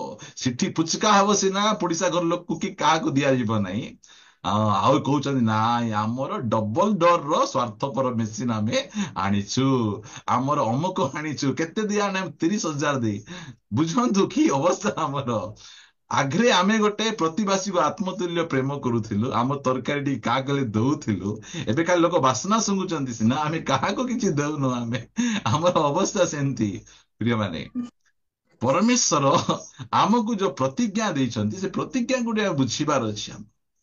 ମୁଁ କହିଲି ନା, ଏଇଟା ଗୋଟେ, ଏଇ ପ୍ରତିଜ୍ଞାକୁ ଆପଣ କ୍ଲେମ କରନ୍ତୁ। ଆପଣଙ୍କ ଯୋଉ ସ୍ୱାମୀ ପାଇନାହାନ୍ତି, ସ୍ତ୍ରୀ ପାଇନାହାନ୍ତି, ପୁଅ ଝିଅ ପାଇନାହାନ୍ତି ପରିତ୍ରାଣ, ତାହେଲେ ଏଇ ପ୍ରତିଜ୍ଞା ଉପରେ ଆମକୁ ଠିଆ ହେବାର ଯାଉଛି। ବହୁମୂଲ୍ୟ ପ୍ରତିଜ୍ଞା। ତୁମେ ଜଣେ ବିଶ୍ୱାସ କର, ତାହେଲେ ତୁମର ପରିବାର ପରିତ୍ରାଣ ପାଇବେ। କେମିତି ବିଶ୍ୱାସ ଦରକାର ବୁଝନ୍ତୁ। ମୁଁ ବିଶ୍ୱାସ କରିବି, ଯାଇକିନା ମୋର ସ୍ତ୍ରୀ ସହିତ ଝଗଡା ଲାଗୁଥିବି। ହଁ, କି ବିଶ୍ୱାସ ଏଇଟା? ମୁଁ ବିଶ୍ୱାସ କରିବି, ଯାଇକିନା ମୁଁ ଫିଲ୍ମ ଦେଖୁଥିବି। ମୁଁ ବିଶ୍ୱାସ କରିବି, ତାଙ୍କ ସହିତ ମିଶିକିନା ସିରିଏଲ ଦେଖୁଥିବି। ଏହି ପ୍ରକାର ବିଶ୍ୱାସ କାହାକୁ ଉଦ୍ଧାର କରିପାରିବ? ଏଇଟା ଅରିଜିନାଲ ବିଶ୍ୱାସ ନାହିଁ। ଅରିଜିନାଲ ବିଶ୍ୱାସ ଯଦି ତୁମେ ଯୀଶୁଙ୍କ ଠାରେ କରିବ, ତୁମର ଜୀବନ ବଦଳିବାଟା ଦେଖିବେ, ତାହେଲେ ବିଶ୍ୱାସ କରିବୁ। କହିଲେ ଏମିତି ଏକ ବିଶ୍ୱାସ ଦରକାର ପ୍ରଭୁ ମତେ। କୋଉ ବିଶ୍ୱାସ? ଆଜିକାଲି ବିଶ୍ୱାସ ହିଁ ନାହିଁ। ହୁଁ? ବିଶ୍ୱାସୀକୁ ଆଉ ଗୋଟେ ନା ଧୀରେ ଯଦି ଆମେ ତାକୁ ସନ୍ଧି ବିଚ୍ଛେଦ କରାଯିବ, ତାହା କେମିତି କୁହାଯିବ? ବିଶ୍ୱବାସୀ, ବୋଲେ ଯାହାଠାରେ ବିଶ୍ୱ ବାସ କରୁଛି ତାକୁ କୁହାଯିବ ବିଶ୍ୱାସୀ। ଆଜିକାଲିର ବିଶ୍ୱାସୀ ମାନଠାରେ ଏତେ ବିଶ୍ୱ ବାସ କରୁଛି, ସେମାନଙ୍କର ଚର୍ଚ୍ଚରେ ଯେମିତି ଡେଇଁବେ, ବାହାରେ ଗଣ୍ଡଗୋଳ ହେଲେ ସେମ୍ ଡେଇଁବେ। ଆପଣ ଦେଖିଛନ୍ତି କି ନାହିଁ? ମୁଁ ଦେଖିଛି। ପୁରା ସେ ଶାଢୀକୁ ଯଦି ଖୁଞ୍ଚିଲେ ଅଣ୍ଟାରେ, ତାହେଲେ ଆଉ କିଏ ପାରିବେ ନାହିଁ, ସମସ୍ତଙ୍କୁ ହରେଇବେ ସେମାନେ। ଏତେ ଭୟଙ୍କର। ସେମିତି ହେଲେ କେମିତି ବଦଳିବେ? ପ୍ରିୟମାନେ, ଆମକୁ ପରମେଶ୍ୱର ବହୁମୂଲ୍ୟ ପ୍ରତିଜ୍ଞା ଗୁଡିକ ଦେଇଛନ୍ତି। ଆମକୁ ଏଇ ପ୍ରତିଜ୍ଞା ଗୁଡିକ ଉପରେ ଆମକୁ ଠିଆ ହେବାର ଅଛି। ସେଇ ପ୍ରତିଜ୍ଞା ଉପରେ ଠିଆ ଯଦି ହେବା, ସେ ପ୍ରତିଜ୍ଞା ଅନୁସାରେ ଯଦି ଆମର ବିଶ୍ୱାସକୁ କରିବା, ଧୀରେ ଧୀରେ ଧୀରେ ପରିବାର ପରିତ୍ରାଣ ପାଇବେ। କୁହନ୍ତୁ, ଜେଲର ଜଣେ ପରିତ୍ରାଣ ପାଇଲେ ନାହିଁ। କଣ ଲେଖାଗଲା? ସେ ଲେଖାଗଲା, ପଢ, 32 ପଦ ପଢ। ପରେ ସେମାନେ ତାଙ୍କୁ ଓ ତାଙ୍କ ଗୃହରେ ଥିବା ସମସ୍ତଙ୍କୁ ଈଶ୍ୱରଙ୍କ ବାକ୍ୟ କହିଲେ। କହିଲେ। ହୁଁ। ଆଉ ତାପରେ ସେ ସେମାନଙ୍କୁ ରାତ୍ରିର ସେହି ଘଡ଼ିରେ ଘେନି ଯାଇ ସେମାନଙ୍କ ପ୍ରହାରର କ୍ଷତ ସବୁ ଧୋଇଦେଲେ। ପୁଣି ସେ ଓ ତାହାଙ୍କ ସମସ୍ତେ ସେଇ କ୍ଷଣି ବ୍ୟାପ୍ତିଚିତ ହେଲେ। ଜଣେ ଜେଲର ନାହିଁ, ଜେଲରେ ବା ଡ୍ୟୁଟିରେ କିଏ ଥିଲେ? କେବଳ କାରାରକ୍ଷକ ଥିଲେ। ମାତ୍ର କାରାରକ୍ଷକ ଏଇ ପ୍ରକାର ବିଶ୍ୱାସ କଲେ ପ୍ରଭୁଙ୍କ ଠାରେ, ତାଙ୍କର ପରିବାର। କେତେବେଳେ? ସେଇ ରାତିରେ। ସକାଳ ଯାଏ ଆମେ ଜଗି ପାରିବୁ ନାହିଁ। ଅନେକ ଲୋକ ସ୍ପିରିଚୁଆଲ ଡିସିସନ ଯାକ ନେବା ପାଇଁ ଡେରି କରିବେ, କ୍ଷମା ମାଗିବା ପାଇଁ ଡେରି। ମୁଁ ନା ତମକୁ 31 ଡିସେମ୍ବର ରାତି 12ଟା ବେଳେ କ୍ଷମା ମାଗିବି। ଆଉ ତା ପୂର୍ବରୁ ଯଦି ମରିଯିବ ବୋଲେ, କ୍ଷମା ନ ମାଗିକିନା କୁଆଡେ ଯିବ? ଆମେ ନାଇକି ଯୋଗ ବାଗ ଦେଖି କ୍ଷମା ମାଗିବୁ। ଆମେ ତୁମର ଜନ୍ମଦିନରେ ମୁଁ କ୍ଷମା ମାଗିବି, ହେଲା? ସେମିତି ମାଗିବେ। ସ୍ପିରିଚୁଆଲ ବିଷୟ ଗୁଡିକକୁ ଦିନ ନାହିଁ, ରାତି ନାହିଁ। ପ୍ରିୟମାନେ, ଯେତେବେଳେ ମନେ ପଡିଲା କିଛି କରିବାର ଅଛି, କ୍ଷମା ମାଗିବାର ଅଛି, କାହା ସହିତ ମିଶିବାର ଅଛି, କାହାକୁ ଦେବାର ଅଛି, ସାଙ୍ଗେ ସାଙ୍ଗେ। ପ୍ରିୟମାନେ, ସେଇ ପ୍ରକାର ଅଛି। କାହାକୁ ଗୋଟେ 500 ଟଙ୍କା ଦେବାର ଥିଲା, ଭୁଲି ଯାଇଛ, ଯାଇକି ତ ଦେଇପାରେ। ଫୋନ ପେ ତ ଚିଟ ଚିକିଆ କରିଦବ, ଛିଡିଯିବ କାମ ଯାକ ସେଇଟା। ସେମାନେ ସେହି ରାତିରେ ସେମାନେ ବାପ୍ତିସ୍ମ ନେଉଛନ୍ତି। ମୁଁ ଆପଣ ମାନଙ୍କୁ ଏତିକି ଖାଲି କହିବା ପାଇଁ ଚାହୁଁଛି, ଏଇ ଯୋଉ ବହୁମୂଲ୍ୟ ପ୍ରତିଜ୍ଞା ଗୁଡିକକୁ, ଏଇଟା ହଉଛି ବହୁମୂଲ୍ୟ ପ୍ରତିଜ୍ଞା। ତୁମେ ବିଶ୍ୱାସ କର, ଯିଏ ବିଶ୍ୱାସ କରିବ ସିଏ ଏକା ପରିତ୍ରାଣ ପାଇବ। ମାତ୍ର ଏହି ପ୍ରକାର ବିଶ୍ୱାସ, ଆମର ବିଶ୍ୱାସ ଅନ୍ୟମାନଙ୍କୁ ପ୍ରଭାବିତ କରିବ। ଏ ଯୋଉ ଯୀଶୁଙ୍କୁ ବିଶ୍ୱାସ କରୁଛି ସେ ସତ୍ୟ, ଏ ଯୋଉ ଯୀଶୁଙ୍କ ପଛରେ ଚାଲୁଛି ସେ ସତ୍ୟ ପରମେଶ୍ୱର, ଏ ଯୋଉ ବାଇବଲ ପଢୁଛି ସେ ସତ୍ୟ ବାଇବଲ। ପ୍ରକୃତରେ ଆର ଜୀବନ ବଦଳିଛି, ଆଗରେ ଏମିତି ନଥିଲା। ଏହି ପ୍ରକାର ବିଶ୍ୱାସ ଦରକାର। ତାହେଲେ ଲୋକମାନେ ବଦଳିବେ, ସମସ୍ତେ ପରିତ୍ରାଣ ପାଇବେ। ଜଣେ ଆମର କୋରାପୁଟରେ ଜଣେ କଲେକ୍ଟର ଥିଲେ। ଯେତେବେଳେ ସେ ଏମିତି ଗାଡିରେ ବସିକିନା ଗୋଟେ ଗାଁ ପରେ ଗୋଟେ ଗାଁ ଭିଜିଟ କରିବେ, ସେ ଗାଁରେ ପ୍ରବେଶ କରୁ କରୁ ସେ ଦେଖିବେ ଉପରେ ଗୋଟେ କ୍ରସ ଲାଗିଛି। ସେ ସାଙ୍ଗେ ସାଙ୍ଗେ କହିବେ, ଆଉ ବେଶୀ ଦିନ ଲାଗିବ ନାହିଁ, ଅଳ୍ପ ଦିନ ଭିତରେ ଗାଁ ଲୋକ ସବୁ ଖ୍ରୀଷ୍ଟିଆନ ହେଇଯିବେ। ସମସ୍ତଙ୍କୁ ଜଣା। ମୁଁ କହେ ନା, ଗୋଟେ ଗାଁକୁ ଗୋଟେ ସତ୍ୟ ଭାବରେ ପରିତ୍ରାଣ ପାଇଥିବା ବ୍ୟକ୍ତି ହେଲେ ଯଥେଷ୍ଟ। ଆମ ସାହିରେ ପାଖାପାଖି 25-30ଟା ଖ୍ରୀଷ୍ଟିଆନ ପରିବାରରେ ପ୍ରଥମ ଲୋକ ମୁଁ ପରିତ୍ରାଣ ପାଇଲି। ଆଜି ସେଇ 25-30ଟା ପରିବାର ମୋର ଚର୍ଚ୍ଚରେ ଆସି ବସୁଛନ୍ତି, ଆରାଧନା କରୁଛନ୍ତି। ବାଇବଲ ପଢି ନାହାନ୍ତି ସେମାନେ, ନିର୍ମଳକୁ ପଢିଲେ ସେମାନେ। ଏ ନିର୍ମଳ ବଦଳିଲା ପରେ କେମିତି ହୁଁ ପାନ ଖାଉଛି। ଅଛନ୍ତି ଲୋକମାନେ, ଆଜ୍ଞା ମୁଁ ଦଶମାଂଶ ଦେବାରେ ଫୁଲ ବିଶ୍ଵସ୍ତ, ଆଉ ପାନ ଖାଇବାରେ ମଧ୍ୟ ବହୁତ ବିଶ୍ଵସ୍ତ। ପାନ ବି ଛାଡି ପାରିବେନି, ଦଶମାଂଶ ବି ଦଉଥିବେ, ପାନ ବି ଖାଉଥିବେ, ଝଗଡା ବି ଲାଗୁଥିବେ। କଣ ଏଇଟା? ତମର ଦଶମାଂଶ ଦରକାର ନା ପାନ ଖାଇବାଟା ଛାଡିବାଟା ଦରକାର? ଏଥିପାଇଁ ଆମକୁ ଲୋକ ଡାକିବେ ନାହିଁ ଏସବୁ ଯାକ ଆମେ କଥା କହୁଛୁ ବୋଲି। କିଛି ଅସୁବିଧା ନାହିଁ ଆମକୁ, ଆମକୁ ଠିକ ଭାବରେ ଆମକୁ କହିବାକୁ ପଡିବ ପ୍ରିୟମାନେ। ବହୁମୂଲ୍ୟ ପ୍ରତିଜ୍ଞା ଗୁଡିକ, ମୁଁ ଗୋଟେ ପ୍ରତିଜ୍ଞା କହି ଆଜି ସମାପ୍ତ କରିବି, ମୋ ସହିତ ଆପଣ ଫିଟେଇବେ। ପ୍ରତିଜ୍ଞା ବାଇବଲରେ ଭର୍ତ୍ତି ରହିଛି। ପ୍ରଥମ ସାମୁଏଲ ପୁସ୍ତକ, ଏହାର 1 ଅଧ୍ୟାୟର 2 ଅଧ୍ୟାୟର 30 ପଦର ବି ପାର୍ଟଟା ପଢିବା ଆମେ। ପୁରା ପଢିବା ନାହିଁ, ଆଉ ପୁରା ପଢି ଦିଅନ୍ତୁ। 2 ଅଧ୍ୟାୟର ଏଣୁ 30। ସଦାପ୍ରଭୁ ଏଣୁ ସଦାପ୍ରଭୁ ଇସ୍ରାଏଲର ପରମେଶ୍ୱର କହନ୍ତି, ହୁଁ ତୁମ୍ଭ ଗୃହ ଓ ହୁଁ ତୁମ୍ଭ ପିତୃଗୃହ ଆମ୍ଭ ସମ୍ମୁଖରେ ଅନନ୍ତ କାଳ ଗମନାଗମନ କରିବେ ବୋଲି ଆମ୍ଭେ କହିଥିଲୁ ପ୍ରମାଣ। ହୁଁ ମାତ୍ର ଏବେ ସଦାପ୍ରଭୁ କହନ୍ତି, ତାହା ଆମ୍ଭଠାରୁ ଦୂର ହେଉ। ହୁଁ। କାରଣ ଯେଉଁମାନେ ଆମ୍ଭର ଗୌରବ କରନ୍ତି, ଆମ୍ଭେ ସେମାନଙ୍କର ଗୌରବ କରିବା। ମାତ୍ର ଯେଉଁମାନେ ଆମ୍ଭକୁ ତୁଚ୍ଛ ଜ୍ଞାନ କରନ୍ତି, ସେମାନେ ଲଘୁ ଜ୍ଞାନ କରାଯିବେ। ଏ ପ୍ରତିଜ୍ଞାକୁ ଟିକେ ମନେ ରଖିବେ, କେତେ ଭୟଙ୍କର ପ୍ରତିଜ୍ଞା। ପରମେଶ୍ୱର କହୁଛନ୍ତି, ଯେଉଁମାନେ ସେ ଗାଁରେ ରହୁ, ସହରରେ ରହୁ, ଶିକ୍ଷିତ ଅଶିକ୍ଷିତ, ନୂଆ ଖ୍ରୀଷ୍ଟିଆନ ପୁରୁଣା ଖ୍ରୀଷ୍ଟିଆନ, ବାଇବଲ ଜାଣିଥାଉ ବାଇବଲ ଜାଣିନଥାଉ, ଯେଉଁମାନେ ଆମ୍ଭର ଗୌରବ କରନ୍ତି, ଆମକୁ ଉପରେ ରଖନ୍ତି, ଆମକୁ ମୁଣ୍ଡ ଉପରେ ବସାନ୍ତି, ଆମକୁ ସମ୍ମାନ ଦିଅନ୍ତି, ଆମ୍ଭେ ତାଙ୍କୁ ଗୌରବ ଦେବା। ଏଇଟା ହଉଛି ଗୋଟେ ପ୍ରେସିୟସ୍ ପ୍ରମିସ୍ ପରମେଶ୍ୱରଙ୍କର। ଏଇଟା ଯଦି ପରମେଶ୍ୱରଙ୍କୁ ଆମେ ମୁଣ୍ଡରେ ରଖିବା, ପରମେଶ୍ୱରଙ୍କୁ ଉପରେ ରଖିବା, ଆମେ ପରମେଶ୍ୱର ମଧ୍ୟ ଆମକୁ ଉପରେ ରଖିବେ। ଏଇଟା ମନେ ରଖନ୍ତୁ। ସେଇଟା ଆମେ ପରମେଶ୍ୱରଙ୍କୁ ଯେମିତି ବ୍ୟବହାର କରିବା, ପରମେଶ୍ୱର ଆମକୁ ସେମିତି ବ୍ୟବହାର କରିବେ। ପ୍ରିୟମାନେ, ଆମେ କିଏ? ଆମେ ଆମେ କୋଉଠିର ଲୋକମାନେ? ଆମେ ଆମକୁ ପରମେଶ୍ୱର ଡାକୁଛନ୍ତି, ବ୍ୟବହାର କରୁଛନ୍ତି। ଏଇଟା ମନେ ରଖନ୍ତୁ। ଆମେ ଯଦି ପରମେଶ୍ୱରଙ୍କୁ ଗୌରବ ଦେବା, ଉପରେ ରଖିବା, ସବୁ ବିଷୟରେ ସେ ହିଁ ଫାଷ୍ଟ, ସେ ହିଁ ପ୍ରଥମ, ବୋଲେ ପରମେଶ୍ୱର ଆମକୁ ଉଠେଇବା ପାଇଁ ପଛଘୁଞ୍ଚା ଦେବେ ନାହିଁ। ଆମକୁ ଉପରକୁ ଉପରକୁ ଉପରକୁ ଉଠେଇବେ। ଦେଖନ୍ତୁ, ଯୀଶୁଙ୍କର ସାତଟା ପୁଅ, 7ଟା ପୁଅ ନା 8ଟା ପୁଅ ଯୀଶୁଙ୍କର? ହଁ, ମତେ କିଏ ଜଣେ କୁହନ୍ତୁ, ମୁଁ ଭୁଲ କହୁଥିବି। ଆଠଟା ପୁଅ। 8ଟା ପୁଅ, ଥ୍ୟାଙ୍କ ୟୁ। 8 ଜଣ ପୁଅ। ସବୁଠୁ ସାନ କିଏ? ଦାଉଦ। ରାଜା କିଏ ହଉଛନ୍ତି? ସାମୁଏଲ ମଧ୍ୟ ଭାବୁଥିଲେ, ଏ ବଡ ଏ ଡେଙ୍ଗୁ ନାହିଁ କି, ଏ ଡେଙ୍ଗୁ ରାଜା ହେବ। ଏ ସାଉଲ ଠାରୁ ମଧ୍ୟ ଡେଙ୍ଗୁ ଅଛି। କହିଲେ, ପ୍ରଭୁ ଦେଖନା, ତାର ବାହ୍ୟ ରୂପ ଦେଖନା। ତୁ ବାହାରେ ଏକା ଦେଖୁଛୁ ନା, ସେ ଲୁଚି ଲୁଚି ଯୋଉ ପ୍ରକାର ଭୁର୍କୁଟି କାମ କରୁଛି ମୁଁ ଦେଖୁଛି। ବାହାରେ ଦେଖି ଦେଇକି କି ଗୀତ ଗାଉଛି, କି ପ୍ରାର୍ଥନା କରୁଛି। ମାଇକ୍ ଧରିଲେ କିଏ ପ୍ରାର୍ଥନା କରିବ ନାହିଁ କୁହନ୍ତୁ? ମାଇକ୍ ଧରିଲେ କିଏ ଗୀତ ଗାଇବ ନାହିଁ? ଘରେ ପ୍ରାର୍ଥନା କରି ଦେଖନ୍ତୁ। ଲୋକମାନେ ମାଇକ୍ ଧରିଲେ 15 ମିନିଟ ପ୍ରାର୍ଥନା କରିବେ, ମାଇକ୍ ଛାଡିଦେଲେ ଘରେ 3 ମିନିଟ ନଥିବ ପ୍ରାର୍ଥନା ସେମାନଙ୍କୁ। ସେଥିପାଇଁ ଭାବିଦେଲେ, ଓ ଦେଖନ୍ତୁ, ଅନେକ ସମୟରେ ପ୍ରଭୁଙ୍କ ଦାସ ସାମୁଏଲ ମଧ୍ୟ ସେ ଅ ଲୋକଙ୍କୁ ଚିହ୍ନି ପାରୁନାହାନ୍ତି। ଆଉ ତୈଳ ଶୃଙ୍ଗ ରେଡି, ଆଙ୍କୁ ପୁରା ଅଭିଷେକ କରିଦେବା। କହିଲେ, ନାଇଁ, ତୁମେ ତାର ବାହ୍ୟ ରୂପ ଦେଖ ନାହିଁ। ତାଙ୍କର ଘରେ ଯିସି ଦାଉଦଙ୍କୁ ପଚାରୁ ନଥିଲେ, ତୁ ଯାରେ ଯାରେ ଗାଈ ଚରାଇବାକୁ ଯିବୁ, ଯା, ତୋର କି କାମ ଏଠି? ଏଠି ସାମୁଏଲ ଆସୁଛନ୍ତି, ଆମର ଭିତରେ କାହାକୁ ଜଣେ ରାଜା ଅଭିଷେକ କରିବେ, ତୁ ରାଜା ହେଲା ପରେ ଯୋଗ୍ୟ ଅଛୁ କି? ଯା ଯା ଗାଈ ଚରାଇବୁ ଯା। ଏଇ ଯୋଉ ଘରେ ମଧ୍ୟ ତାଙ୍କ ବାପାଙ୍କ ପାଖରେ ବାପା ମଧ୍ୟ ସମ୍ମାନ ଦଉନାହାନ୍ତି। ସେଥିପାଇଁ ତ ଗୀତ ଲେଖୁଛନ୍ତି, ସେ ଲେଖୁଛନ୍ତି, ମୋର ମା ଓ ମୋ ବାପା ମତେ ପରିତ୍ୟାଗ କଲେ, ମାତ୍ର ସଦାପ୍ରଭୁ ମତେ ଉଠେଇକିନା ନେଲେ। ସେଇ ଗୀତ ସେ ଲେଖୁଛନ୍ତି। ପରମେଶ୍ୱର ଉଠେଇବେ ଆମକୁ।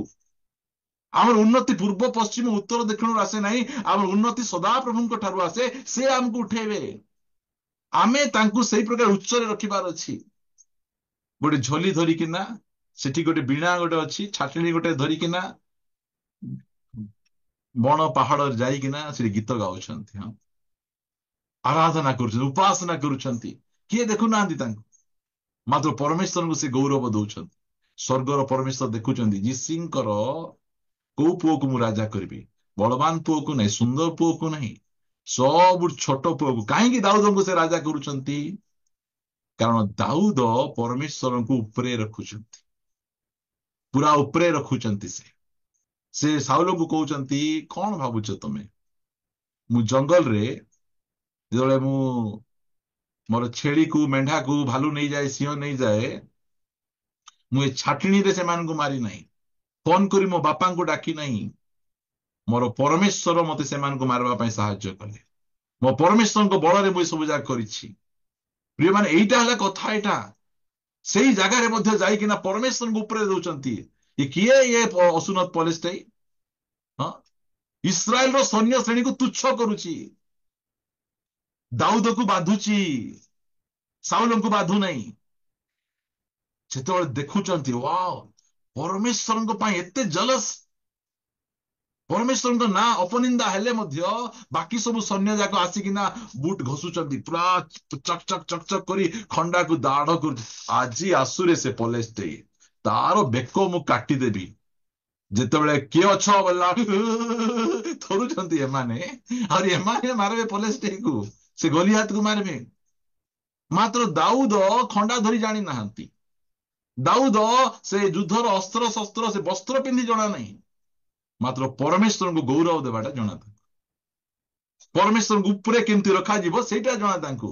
ବାଧିଗଲା ଯେତେବେଳେ ଯାଉଛନ୍ତି, ଯେ ଦାଉଦକୁ ବାଧୁଛି। ଆଉ କିଏ ସେ? ସେ ପଲେଷ୍ଟାଇ କିଏ ଯେ ଜୀବିତ ସୈନ୍ୟ ଶ୍ରେଣୀକୁ ତୁଚ୍ଛ କରିବ? ଏଇ ପ୍ରକାର କଥା ତାଙ୍କର। ଏଇଟା ସ୍ୱର୍ଗ ଶୁଣୁଛେ ବା। ଦେଖିଲା ବେଳେ ଏଡିକି ବୁଟି, ସେ ଗଲିଆ ଦେଖିଲା ବେଳେ ଏଡେ ବଡ, ତା ଆଗରେ ଯାଇ ଛିଡା ହେଇକିନା ତାକୁ ଚ୍ୟାଲେଞ୍ଜ କରୁଛି। ଏଇଟା ହେଲା କଥା ନା। ପରମେଶ୍ୱରଙ୍କୁ ଗୌରବ ଦଉଛି କିଏ? ସେ କହୁଛି ସେ ଅସୁନତ, ମାନେ କଣ? ପରମେଶ୍ୱରଙ୍କର ତା ସହିତ କିଛି ଲେନା ଦେନା ନାହିଁ। ପରମେଶ୍ୱରଙ୍କ ସହିତ ତାର କିଛି ନିୟମ ନାହିଁ। ମାତ୍ର ମୁଁ ସୁନତ, ପରମେଶ୍ୱରଙ୍କ ସହିତ ମୋର ନିୟମ ଅଛି। କିଏ ମୋର କଣ କରିପାରିବ? କିଏ କଣ କରିପାରିବ? ପ୍ରିୟମାନେ, ସେଥିପାଇଁ ଯେତେବେଳେ ଆମେ ଥାନାରେ ଯାଉ, ମୁଁ କେବେ ଥାନାରେ ଯାଏ ନାହିଁ। ମୁଁ ପରିତ୍ରାଣ ନ ପାଇବା ପୂର୍ବରୁ ଥାନାକୁ ଯିବାକୁ ଡରୁଥିଲି। ପରିତ୍ରାଣ ପାଇଲା ପରେ ଆରାମସେ ଯାଉଛି। ଭିତରେ ପବିତ୍ର ଆତ୍ମା ଅଛନ୍ତି, ଯାଇକିନା ସାମ୍ନାରେ ବସିକିନା ମୁଁ ସାହସର ସହିତ କଥାବାର୍ତ୍ତା ହଉଛି। ମୋର ଜଣେ ବିଶ୍ୱାସୀକୁ ଥାନାରେ ନେଇଯାଇଛନ୍ତି, ଖାଲି ନେଇନାହାନ୍ତି, କୁଟକୁଟା ମାରି ଦେଇଛନ୍ତି ତାଙ୍କୁ। ସିଏ ଗଲାବେଳେ କାନ୍ଦି କାନ୍ଦି କହୁଛି, ଆଉ ଭାଇ ମାରି ପକେଇଲେ ମତେ। ହେଲେ ମୁଁ ଗଲି, ଆମ ସହିତ ବଡ ଲୋକ ମଧ୍ୟ ଯାଇଛନ୍ତି। ହେଡୁ ଆଇଲେ, ଯିଏକି ଆମର ଥାନା ଇନଚାର୍ଜ, ଆମର ଭାଷାରେ ହେଡୁ ବୋଲି କହିବୁ ଆମେ। ଆସିଲେ, ମୁଁ ଗଲି ବସିଲି। ଆଉ ମୁଁ ତାଙ୍କୁ କହିଲି, ଆଜ୍ଞା, ମୋର ଚର୍ଚ୍ଚର ବିଶ୍ୱାସୀ କେବେ ହେଲେ କିଛି ଚୁରେଇବେ ନାହିଁ ଆଜ୍ଞା ବୋଲି କହିଲି। ସେ ମତେ କହିଲେ, ତୁମେ ସାର୍ଟିଫିକେଟ ଦେଇପାରିବ କି ତାଙ୍କୁ? ଚୁରେଇ ନାହାନ୍ତି ବୋଲି କହିଲି। ମୁଁ ଆଉ କଣ କଲର ଟେକି କହିଲି, ଆଉ ଆଜ୍ଞା, ସାର୍ଟିଫିକେଟ କଣ ଲେଖିକିନା ଦେବି? ମୋର ଚର୍ଚ୍ଚର ବିଶ୍ୱାସୀ ଚୋରି କାମ କେବେ କରିବ ନାହିଁ। ସେ ହେଡୁ ତୁନି ହେଇଯାଉଛନ୍ତି। କୋଉଠୁ ସାହସ ଏଇଟା? ପ୍ରିୟମାନେ, ଆମର ବିଶ୍ୱାସୀ, ଆମର ମେଣ୍ଢା ପାଇଁ ଆମକୁ ସାମ୍ନାକୁ ଯିବାକୁ ପଡିବ। ଆମକୁ ସେ ସାହସ ଦରକାର ଆମକୁ। ସେଥିପାଇଁ ଇଏ କହିଲେ, କଣ କିଏ ସେ? ପରମେଶ୍ୱର ଆମର ସହିତ ଅଛନ୍ତି। ମୁଁ କହେ ନା, ଏବେ ମନେକର ଥାନାରେ ଯିବ, ଥାନାର ବଡ ଅଫିସର ହୁଅନ୍ତୁ କି ଏସପି ହୁଅନ୍ତୁ, ତାଙ୍କର ସହିତ ସ୍ୱର୍ଗର ପରମେଶ୍ୱରଙ୍କର କିଛି ନିୟମ ନାହିଁ। ଆଜି ଯଦି ମରିବେ, କାଲି ନରକକୁ ଯିବେ। ମୁଁ ଜୀବିତ ପରମେଶ୍ୱରଙ୍କର ଲୋକ, ମୋର ସହିତ ସ୍ୱର୍ଗର ପରମେଶ୍ୱରଙ୍କ ନିୟମ ଅଛି। ତାଙ୍କ ଆଗରେ ମୁଁ ଆଖି ତଳକୁ କରି ଡରି ଡରି କଥା କାହିଁକି ହେବାକୁ ଯିବି? ସେ କିଏ? ସିଏ ମୁଁ କିଏ? ମୁଁ ଜାଣିଛି ସେଟା। ସେଥିପାଇଁ ଏସପି ନାହିଁ, କଲେକ୍ଟର ନାହିଁ, କୋଉ ନେତା ନାହିଁ, କାହାକୁ ନାହିଁ। ଆମ ଚର୍ଚ୍ଚକୁ ନେତା ଆଇବେ ନାହିଁ, ଜାଣିଛନ୍ତି? ନେତା ଆଇଲେ ମାଇକ ଦେବେ ନାହିଁ ବୋଲିକିନା ଆମେ କୋଉ ନେତା କାହିଁକି ମାଇକ ଦେବାକୁ ଯିବୁ? ଆମେ ମନ୍ଦିରରେ ନେତା ଗଲେ ନେତାକୁ ମାଇକ ଦଉନାହାନ୍ତି। ମନ୍ଦିରରେ ଗଲେ ସେ ପୂଜାରୀକୁ ମୁଣ୍ଡିଆ ମାରି ଆସୁଛନ୍ତି। ଏ ନେତା ମାନେ ଆମ ଚର୍ଚ୍ଚ ଆଇଲେ, ଆଜ୍ଞା ଆମର ବିଧାୟକ ଆଜ୍ଞା ଆସିଲେ ବୋଲିକି ତାଙ୍କୁ ମାଇକ ଧରଉଛନ୍ତି। ତାଙ୍କୁ ସମ୍ମାନ ଦିଅ, ଫୁଲମାଳ ଦିଅ, ବସାଅ, ଆଜ୍ଞା ଆମର ପାଇଁ ଆମର ପ୍ରାର୍ଥନା କରୁଛୁ, ଆପଣ ଭଲ ଭାବରେ ଦେଶ ସେବା କରନ୍ତୁ। ଆଉ ତାଙ୍କୁ ମାଇକ ଦେଇକିନା ଆଜ୍ଞା ଦୁଇ ପଦ କହିବେ। ସେ ଆଜ୍ଞା ମାଇକ ଧରି ସବକା ମାଲିକ ଏକ ହେ, ଯୀଶୁ ଜୈସା ସବ ऐसा ବୋଲୁଥିଲେ, ଆମେ ହଁ ହଁ ବୋଲି ଶୁଣୁଥିବା କଥା। ଏଇଟା ପରମେଶ୍ୱରଙ୍କୁ ଗୌରବ ଦେବାକୁ ଅଛି, କୌଣସି ଲୋକଙ୍କୁ ନାହିଁ। ପରମେଶ୍ୱରଙ୍କୁ ଉପରେ ରଖିବାର ଅଛି, ସେଇଟା ଭଲ। ଯେତେ ପରମେଶ୍ୱରଙ୍କୁ ଯଦି ଆମେ ଗୌରବ ଦେବା, ପରମେଶ୍ୱର ଆମକୁ ଗୌରବ ଦେବେ। ଏଇ ପ୍ରମିସକୁ ମନେ ରଖନ୍ତୁ। ଏଇଟା ତା ତଳେ ପଦେ ଲେଖାଗଲା, ଯେଉଁମାନେ ପରମେଶ୍ୱରଙ୍କୁ ଗୌରବ ଦିଅନ୍ତି ଆମ୍ଭେ ସେମାନଙ୍କର ଗୌରବ କରିବା, ମାତ୍ର ଯେଉଁମାନେ ଆମ୍ଭକୁ ତୁଚ୍ଛ ଜ୍ଞାନ କରନ୍ତି ସେମାନେ ଲଘୁ ଜ୍ଞାନ କରାଯିବେ। ପରମେଶ୍ୱରଙ୍କୁ ତଳରେ ପକେଇ ଦେଇ ତୁମେ ବଡ ଲୋକ ହେଇଯିବ କି? ସେଇଟା ମୁଁ ଆମ ଚର୍ଚ୍ଚରେ କହେ, ତୁମେ ଯଦି ଚର୍ଚ୍ଚକୁ ସକାଳ 8ଟା ବେଳେ ନ ଆସି 8ଟା ଅଧେରେ ଆସୁଛ, ମୁଁ ପାଷ୍ଟର କିଛି କହିବି ନାହିଁ। ତୁମେ କାହାକୁ ତୁଚ୍ଛ କରୁଛ, କାହାକୁ ଲଘୁ ଜ୍ଞାନ କରୁଛ? ପରମେଶ୍ୱରଙ୍କୁ କରୁଛ। ତୁମେ ପରମେଶ୍ୱରଙ୍କ ଘରକୁ ଆଇବାଟା ଡେରି କରିବ, ପରମେଶ୍ୱର କେମିତି କରିବେ କୁହନ୍ତୁ? ତୁମର ଜ୍ୱର ହେଲେ ଯୋଉଟା 2 ଦିନରେ ଛାଡବାଟା, ସେ କେତେ ଦିନ କରିବେ ସେଟା? ମୋ ଜ୍ୱର ନା ସପ୍ତାହଟି ହେଲା ଛାଡୁ ନାହିଁ। ସେତେବେଳେ କହିବେ ଚର୍ଚ୍ଚକୁ ଟିକେ ଠିକ ଟାଇମରେ ଯାଲ ରାଣୀ, ଗଲେ ତୋର ଜ୍ୱର ବି ଠିକ ଟାଇମରେ ଛାଡିବ। ଆମେ ପରମେଶ୍ୱରଙ୍କ ସହିତ ଖେଳି ପାରିବା ନାହିଁ। ଏଇଟା ଏତିକି ଜାଣନ୍ତୁ, ପରମେଶ୍ୱରଙ୍କ ସହିତ ଖେଳିଲେ ହେବ ନାହିଁ। କାରଣ ସେ ବହୁତ ବଡ ଖେଳାଳି। ସେ ତାଙ୍କ ସହିତ ଖେଳନ୍ତୁ ନାହିଁ, ତାଙ୍କୁ ଗୌରବ ଦିଅନ୍ତୁ, ତାଙ୍କୁ ତୁଚ୍ଛ କରନ୍ତୁ ନାହିଁ। ପରମେଶ୍ୱରଙ୍କୁ ଆମେ ଗୌରବ ଦେବାଟା ଶିଖିବାର ଅଛି। ଆମେ ଯୋଉ ସମୟରେ ଆମେ ପରମେଶ୍ୱରଙ୍କୁ ଆମେ ଉଚ୍ଚରେ ରଖିବା, ଗୌରବ ଆମେ ଦେବା, ପରମେଶ୍ୱର ମଧ୍ୟ ଆମକୁ ଉଚ୍ଚରେ ରଖିବେ, ଆମକୁ ଗୌରବ ଦେବେ। ଯେତେବେଳେ ଆମେ ତାଙ୍କୁ ତଳକୁ ପକେଇଦେବା, ଆମେ ତାଙ୍କୁ ଲଘୁ ଜ୍ଞାନ କରିବା, ତୁଚ୍ଛ କରିବା, ଆମେ କଣ ହେବ? ପରମେଶ୍ୱର ମଧ୍ୟ ସେଇ ପ୍ରକାର କରିବେ। ସ୍ପିରିଚୁଆଲ ମ୍ୟାଟରରେ, ପ୍ରଭୁଙ୍କ ବିଷୟରେ କେବେ ହେଲେ ମଧ୍ୟ ଆମେ ସେକୁ ସାଧାରଣ ବିଷୟ ବୋଲିକିନା ଆମେ ଭାବିବା ନାହିଁ। ପରମେଶ୍ୱରଙ୍କୁ ଗୌରବ ଦେବାଟା ଆମେ ଭଲ ଭାବରେ ଶିଖିବା। ତାଙ୍କୁ ଯଦି ଅଗୌରବ କରୁଛୁ, ତୁଚ୍ଛ କରୁଛୁ, ପଛରେ ପକେଇ ଦଉଛୁ, ଯେଉଁମାନେ ଆମର ଚର୍ଚ୍ଚ, ମୁଁ କଥା କହିବି, ଆମର ଚର୍ଚ୍ଚରେ ମନେକର ଜଣେଙ୍କର ଏକ୍ସାମ ଅଛି, କେତେ ଜଣ ଅଛନ୍ତି ଏକ୍ସାମ ର ସପ୍ତାହଟି ଆଗରୁ ଛୁଟି, ଚର୍ଚ୍ଚ ଆଇବାଟା ବନ୍ଦ କରିଦେବେ ସେମାନେ। ପାଠ ପଢା ଆମର ଅଛି। ଜ୍ଞାନ କିଏ ଦେବେ? ପରମେଶ୍ୱର ଜ୍ଞାନ ଦିଅନ୍ତି। ଆମ ଚର୍ଚ୍ଚରେ ମନେକର 12ଟା କି 11ଟା ବେଳେ ଏକ୍ସାମ ଥିଲେ ମଧ୍ୟ ଆସିବେ, 1.5 ଘଣ୍ଟା ଚର୍ଚ୍ଚରେ ବସିବି, ସମୟ ହେଲେ ବାହାରିକିନା ଯାଇକିନା ଏକ୍ସାମ ଦେବି। ପରମେଶ୍ୱରଙ୍କୁ ଗୌରବ ଦିଅନ୍ତୁ। ପରମେଶ୍ୱରଙ୍କୁ ଗୌରବ ଦେଲେ ପରମେଶ୍ୱର ଗୌରବ ଦେବେ। ଆମ ଚର୍ଚ୍ଚରେ ଜଣେ ଭାଇ ଥିଲେ, ତାଙ୍କର ସ୍ତ୍ରୀ ପ୍ରେଗନେଣ୍ଟ ଥିଲେ, 9 ମନ୍ଥ ଯାଏ ସେ ଚର୍ଚ୍ଚକୁ ବିଶ୍ୱସ୍ତରେ ଆସୁଥିଲେ। ଚର୍ଚ୍ଚ ସାରିକିନା ଘରକୁ ଗଲା ପରେ, ମେଡିକାଲ ନେଲା ପରେ ତାଙ୍କୁ ଛୁଆ ହଉଛି। କାହିଁ? ପରମେଶ୍ୱରଙ୍କୁ ଗୌରବ ଦଉଛନ୍ତି ସେମାନେ। ଆମର କଣ ନାହିଁ, ତୁ ବସେ ନା, ଉଠେ ନା, କରେ ନା, ଏମିତି ସେମିତି ଏମିତି ବହୁତ ପ୍ରକାର କରାଯାଉଛି। ପରମେଶ୍ୱର ଏସବୁ ଜାଗା ଦଉଛନ୍ତି, ତାଙ୍କୁ ଗୌରବ ଦେବାର ଅଛି। ଆମେ ଯଦି ତାଙ୍କୁ ଆମେ ଗୌରବ ଦେବା, ସେ ଆମକୁ ଗୌରବ ଦେବେ। ତାଙ୍କୁ ଯଦି ଆମେ ତୁଚ୍ଛ କରିବା, ଏଇଟା ପ୍ରମିସ ମୁଁ ଆପଣମାନଙ୍କୁ କହୁଛି, ଏଇଟା ହଉଛି ବହୁମୂଲ୍ୟ ପ୍ରତିଜ୍ଞା। ଏଇ ପ୍ରତିଜ୍ଞାକୁ ଆମେ କେବେ ହେଲେ ଭୁଲିବା ନାହିଁ। ଆଜିକୁ 2 ବର୍ଷ 9 ମାସ ହେବଣି, 2 ବର୍ଷ 9 ମାସ କି 10 ମାସ ହେବଣି ବାଇବଲ ଲଭର ଟ୍ୟୁଟୋରିଆଲର ମୁଁ ହୋଷ୍ଟ। କେବେ ମଧ୍ୟ 7ଟା 2 3 ହେବ ନାହିଁ। 7ଟା ବେଳେ 7ଟା, ଯାହା ବି ହେଇଯାଉ ନା କାହିଁକି। ଉଠିବାଟା ଡେରି ହେଲେ ଦାନ୍ତ ନ ଘଷି ମତେ ଆସିକିନା ପ୍ରେଜ ଦ ଲର୍ଡ ହାଲେଲୁୟା କରିଦବା କଥା। ପୁରା ଆମର ଗୋଟେ ପକ୍କା ଟାଇମ ଥିବାର ଅଛି। ପରମେଶ୍ୱରଙ୍କୁ ଆମେ ଟାଇମ ଦେଇଛୁ। ଆମର ଚର୍ଚ୍ଚ 8ଟା ବେଳେ ସକାଳେ ଷ୍ଟାର୍ଟ, ମାତ୍ର ଆମର ବିଶ୍ୱାସୀ ମାନେ 7ଟା ଅଧେରେ ଆଇବେ। ମୁଁ ଘରେ ଥିବି, ରେଡି ହଉଥିବି, ସେଠି ଗୀତ ବାଜୁଥିବ, ସେଠି ଆରାଧନା ହଉଥିବ, ମୁଁ ସେଠିକୁ ଯାଉଛି। ପ୍ରିୟମାନେ, ଯେତେବେଳେ ଆମେ ପରମେଶ୍ୱରଙ୍କୁ ଗୌରବ ଦେବା, ପରମେଶ୍ୱର ଆମକୁ ଗୌରବ। ଆମେ ଯଦି ତାଙ୍କୁ ଆମେ ଲଘୁ ଜ୍ଞାନ କରିବା, ତୁଚ୍ଛ କରିବା, ଠିକ ଅଛି, କଣ ଅସୁବିଧା ଅଛି? ଏଇଟା ମନେ ରଖନ୍ତୁ। ମୁଁ ଚର୍ଚ୍ଚ ନ ଗଲେ ଚର୍ଚ୍ଚର କିଛି କ୍ଷତି ହେବ ନାହିଁ, କ୍ଷତି ମୋର ହେବ। ଏଇଟା ମନେ ରଖନ୍ତୁ। ମତେ ଚର୍ଚ୍ଚ ଦରକାର, ମତେ ସୌଭାଗ୍ୟ ଦରକାର, ମତେ ପ୍ରଭୁ ଦରକାର, ମତେ ବାଇବଲ ଦରକାର। ଯଦି ମୁଁ କହିବି ଦରକାର ନାହିଁ ମତେ, ବୋଲେ ସ୍ୱର୍ଗର କିଛି କ୍ଷତି ହେବ ନାହିଁ, ମଣ୍ଡଳୀର କିଛି କ୍ଷତି ହେବ ନାହିଁ, କି ପ୍ରଭୁଙ୍କର କିଛି କ୍ଷତି ହେବ ନାହିଁ, କ୍ଷତି ଆମର ହେବ। ସେଥିପାଇଁ ଆମେ ପରମେଶ୍ୱରଙ୍କୁ ସବୁ କ୍ଷେତ୍ରରେ, ମୁଁ ଯଦି କହିବି ଆପଣଙ୍କୁ ଯୋସେଫ ବିଷୟରେ, ଯୋସେଫ କେମିତି ପରମେଶ୍ୱରଙ୍କୁ ଗୌରବ ଦେଲେ। ପଟିଫରର ସ୍ତ୍ରୀ ଅଫର ଦେଲା, କିଏ ନାହାନ୍ତି? ସେ କହିଲେ କିଏ ନାହାନ୍ତି? କିଏ ନାହାନ୍ତି ମାନେ କଣ? କିଏ ନଥିଲେ ନାହିଁ, ମୋର ସ୍ୱର୍ଗର ପରମେଶ୍ୱର ଏଠି ଅଛନ୍ତି। ତାଙ୍କ ଥିବା ବେଳେ ମୁଁ ଏ ପ୍ରକାର ଭୁଲ କାମ କରିପାରିବି ନାହିଁ। ଯଦି ପଟିଫର ସ୍ତ୍ରୀଙ୍କ ସହିତ ପ୍ରେଜ ଦ ଲର୍ଡ ସିଷ୍ଟର ବୋଲିଥିଲେ କଣ ହେଇଥାନ୍ତା?